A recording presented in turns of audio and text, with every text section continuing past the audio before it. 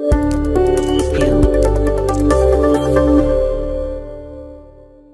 मेरा नाम doctor Subhash Chandra Jha, doctor SC Jha.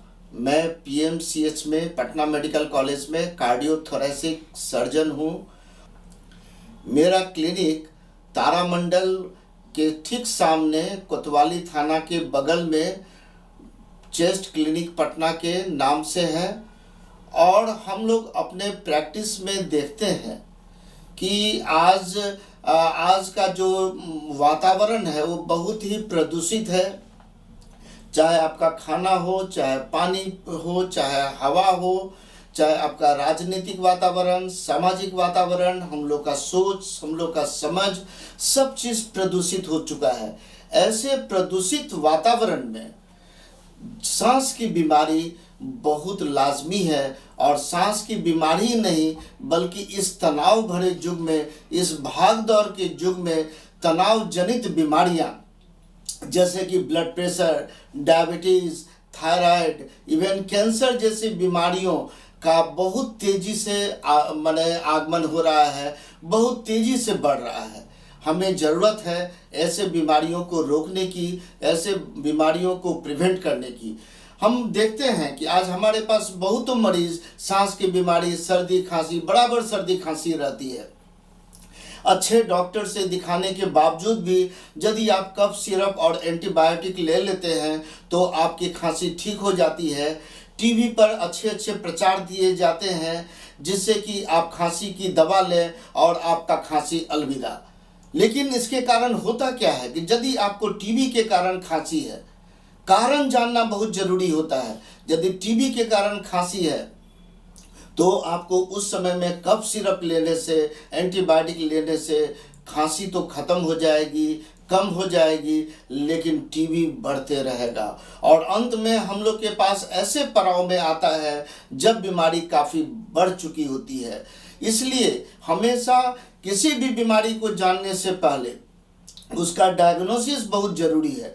ये कह देने से कि इसको एलर्जी है इसलिए बराबर सर्दी खांसी होती है, ऐसी बात नहीं है। आज हम लोग के पास ऐसे बहुतों मरीज हैं जो दम फूलने की बीमारी को लेके आते हैं, उनका सांस फूलते रहता है और हम देखते हैं कि बहुत इन्हेलर चल रहा है, दमा की बड़ी बड़ी दवा चल रही है। लेकिन जब छानबीन में पता लगता है कि मरीज़ नहीं ठीक हो रहा है, इसका मुख्य वजह है कि उसको हार्ट की बीमारी है। अतः यदि सही कारण जाने बिना हम लोग बहुत अच्छा से इलाज नहीं कर सकते हैं।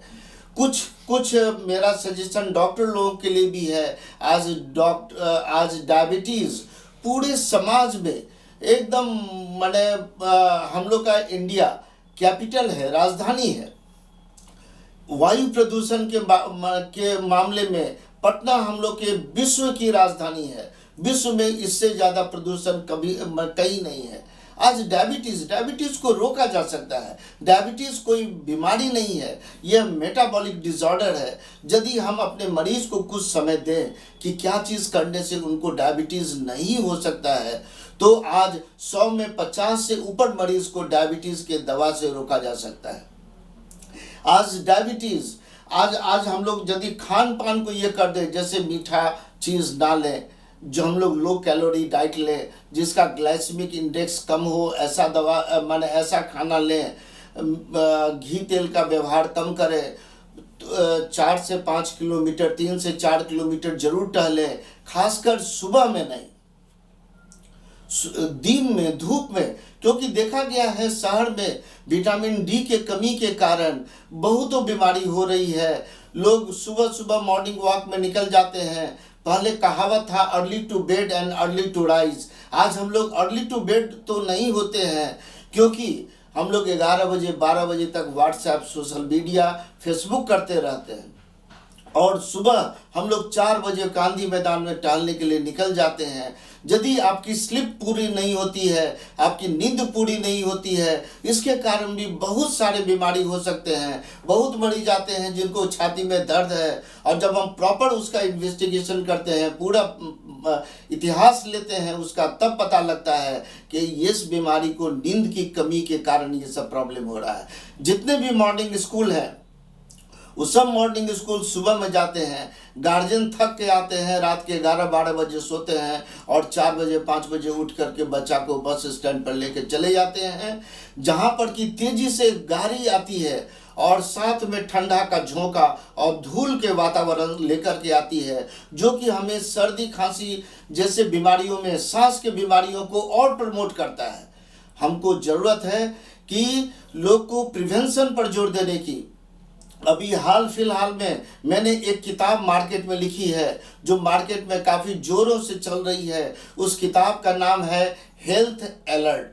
इसमें कम से कम 20 ऐसे कॉमन बीमारियों के बारे में लिखा गया है, जिसे आप जानकारी के रहने से आप उस बीमारी को ना होने दें, और यदि हो भी जाए तो उसको कंट्रोल करके रखने दें। उसके कारण दूसरे अंग को डैमेज नहीं होने दें, नहीं तो आपका डायबिटीज़, ब्लड प्रेशर बढ़ते जाएगा, तो उसके कारण आपको हार्ट की बीमारी, आपको किडनी की बीमारी, आपका ब्रेन में स्ट्रोक, ये सब बहुत आम बात है। और हम लोग पूरे समाज के मॉर्टिलिटी और मॉर्बिडिटी को काफ़ी हद तक कम कर सकेंगे। मेरा आप लोगों से एक अनुरोध ये भी है कि मेरी किताब हेल्थ अलर्ट 250 पेज की है, अमेज़न वगैरह पर भी मिलती है, हेल्थ अलर्ट। इसको जरूर लें और पूरे समाज लाभान्वित हो। इस व्यस्त की जिंदगी में भी अपने जिंदगी को सुरक्षित रखें। जिंदगी है तो ये दुनिया भी अच्छी लगेगी।